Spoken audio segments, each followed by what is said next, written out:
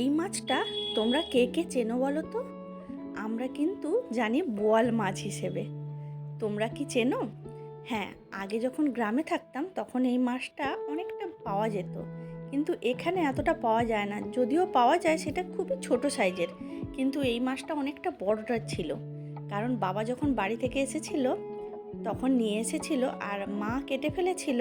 তো আমি তোমাদের পুরো মাছটার সাইজটা দেখাতে পারিনি, ওর মাছের মাথাগুলো দেখালে তোমরা হয়তো বুঝতে পারতে।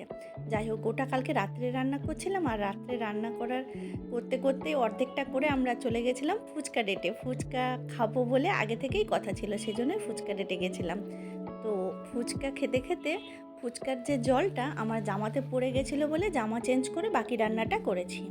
যাই হোক, এটা রান্নাটা তেমন কিছু নয়, জাস্ট যেমন তোমরা মাছের ঝাল করো তেমনই।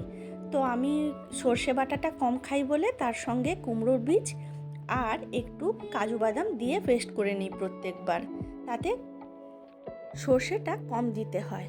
আর বাকি যা থাকে, যেমন সবাই রান্না করে আমিও তেমনই রান্না করেছি। তবে শেষ হয়ে গেলে লাস্টে একটু কাঁচা সর্ষের তেল আর লেবুর রস দিয়ে দিতে হয়, কারণ সেটার টেস্টটা আলাদা রকম হয়ে যায়। যাই হোক, তোমরা পারলে একবার ট্রাই করো এইটা, যদি না কখনো খেয়ে থাকো। আর অবশ্যই আমাকে জানিও কেমন লাগলো।